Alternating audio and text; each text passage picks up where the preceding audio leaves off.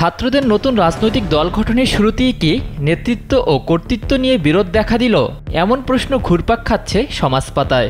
গুঞ্জন রটেছে, তরুণ নেতাদের মাঝেও চলছে সম্পর্কের টানাপোড়েন। তবে তরুণের নেতারা বলছেন এটি বিরোধ নয়, স্বাধীন মতামত প্রকাশের সৌন্দর্য। তবে ভয় জেগেছে সাধারণের মনে। দল গঠনের শুরুতেই হোঁচট খাচ্ছে না তো তরুণ এই তুর্কিরা? এটা অনেকটা ওই মসজিদে নামাজে যাওয়ার মতো, যাওয়ার আগে পর্যন্ত হাজার হাজার শয়তান আমাদের বাধা দেয়। রাজনৈতিক পট পরিবর্তনে লাখো প্রাণ যেদিন এক হয়েছিল কেন্দ্রীয় শহীদ মিনারে, সেদিন ঘোষণা হয় এক নতুন রাজনৈতিক বন্দোবস্ত প্রতিষ্ঠার, যেখানে থাকবে না কোনো ধরনের স্বৈরতন্ত্র কিংবা ফেসিজম। ছাত্র জনতার নেতৃত্বে নতুন একটি রাজনৈতিক দল আসতে যাচ্ছে। ঠিক তার এক মাস পরই সেই শহীদ মিনার থেকে জুলাই অভ্যুত্থানে নেতৃত্ব দেয়া তরুণদের সমন্বয়ে যাত্রা শুরু করে জাতীয় নাগরিক কমিটি। গণ অভ্যুত্থানের শক্তিকে সংগঠিত করার লক্ষ্যে গঠিত এ কমিটিতে যোগ দেয় গণতান্ত্রিক ছাত্র শক্তি, ছাত্র অধিকার পরিষদ, ইসলামী ছাত্র শিবির, ছাত্রদল, ছাত্র ফেডারেশন, ছাত্র ইউনিয়ন, রাষ্ট্রচিন্তা, ছাত্র মজলিস, এবি পার্টি, ইসলামী ঐক্যজোট ও কওমি অনুসারী শিক্ষার্থী সহ বিভিন্ন সমাজকর্মী ও পেশাজীবী। আপনাদের আমাদের বহুল কাঙ্ক্ষিত দলের যে ব্যানার, সেই ব্যানারে এসে আমরা এই কাজটা করব। অভ্যুত্থানের চেতনা ধারণ করে এই প্ল্যাটফর্ম থেকে আগামী সপ্তাহে আত্মপ্রকাশ করতে যাচ্ছে নতুন এক রাজনৈতিক দল। সংগঠনটির নেতারা বলছেন, ধর্মনিরপেক্ষ বা ধর্মভিত্তিক নয়, বরং দায় ও দরদের রাজনীতি হবে বাংলাদেশের পন্থাকে সামনে রেখে। তারা আরও বলেন, কোনো মানুষ পাহাড়ে বাস করুক কিংবা সমতলে বাস করুক, সকলের মধ্যে যাতে বাংলাদেশ পন্থা মূল বিষয় হয়ে ওঠে, এজন্য কাজ করবে নতুন এই রাজনৈতিক দল। আর সে বিষয়টিকে মূল ফোকাসে রেখে এগিয়ে যাবে দলটি। এই খুনি হাসিনা থেকে আমাদের অসংখ্য কিছু শিক্ষা নেওয়ার আছে। এই লড়াই হয়তো সময় লাগবে, কিন্তু এই লড়াইয়ে আমরা অবশ্যই জয়ী হব। তবে দল গঠনের আগে দলটির নেতৃত্ব ও কর্তৃত্ব নিয়ে বিরোধ শুরু হয়েছে নেতাকর্মীদের মাঝে। আহ্বায়ক হিসেবে তথ্য উপদেষ্টা নাহিদ ইসলাম সবার পছন্দ হলেও বাকি 3 শীর্ষ পদ নিয়ে ছাত্রশক্তি, ছাত্র শিবির ও বামপন্থী বেশ কয়েকটি বলয় তৈরি হয়েছে, যেগুলো আমরা বিবেকবোধের জায়গা থেকে মনে করি আর হওয়া উচিত না, সেগুলো থেকে আমাদের ফাইট করে বের হয়ে আসতে হবে।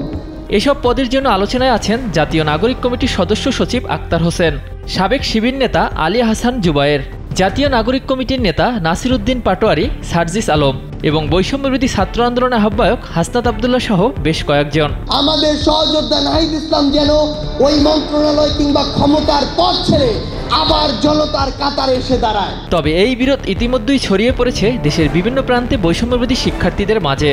বিশেষ করে ছাত্র আন্দোলনের পক্ষে যারা ছিলেন তারা সংবাদ সম্মেলন করে রাফি হাসনাত আবদুল্লাহকে হুঁশিয়ারি দিয়ে বলেন, অস্তিত্বের প্রশ্নে কাউকে ছাড় দেয়া হবে না, তাতে রাফি কিংবা হাসনাত আবদুল্লাহ যেই হোক, কাউকে গোনার টাইম নেই বলেও জানান তারা। এ সময় তারা আরও বলেন, চট্টগ্রামের স্থানীয় যারা, তাদের কাছ থেকে পরামর্শ নিয়ে আন্দোলন সফল করেছো তোমরা, তোমাদের প্রহসনের কমিটি মানি না।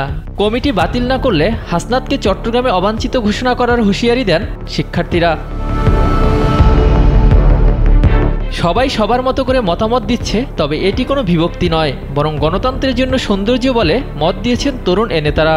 তারা বলেন, মাটি ও ভদ্বীপের রাজনীতি করতে সবাই এক তালে একই সুরে এগিয়ে যাবে।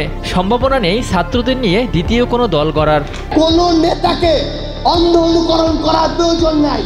যদি করেন তাহলে আরেকটা টুঙ্গি পাড়া হবে, আরেকটা গণভবন হবে, আরেকটা হাসিনা হবে। রাজনীতিতে টিকে থাকতে হলে অভ্যন্তরীণ গণতন্ত্র চর্চার পাশাপাশি লোভ লালসার ঊর্ধ্বে মানসিকতা রাখতে হবে। সেই সাথে ঢাকা কেন্দ্রিক রাজনীতি থেকে সরে আসার পরামর্শ রাজনৈতিক বিশেষজ্ঞদের। তারা আরও বলেন, শুরু থেকে এমন কোনো কাজ করা যাবে না যাতে সংগঠনটি ইমেজ সংকটে পড়ে। তাদের ইমেজ নিয়ে যদি জনমনে প্রশ্ন ওঠে, তাহলে জনগণের দোরগোড়ায় পৌঁছানো সম্ভব নয় বলেও জানান বিশ্লেষকরা। বিগত 16 বছরে যেই চর্চাগুলো ছিল, এখন আমরা সেই চর্চাগুলো আবারও নতুন কোনোভাবে দেখতে পাচ্ছি। আগে বিভিন্ন জায়গায় দখলদারিত্ব যা ছিল, বিভিন্ন প্লট থেকে শুরু করে বিভিন্ন জায়গায় যত টাকার ভাগ বাটোয়ারা হতো, এখন তার চেয়ে কম হয় না, আরো বেশি হয়। সুতরাং দল হিসেবে টিকে থাকতে হলে যেমন আদর্শচ্যুত হওয়া যাবে না, তেমনি যে কোনো ধরনের স্যাক্রিফাইস করার জন্য থাকতে হবে প্রস্তুত।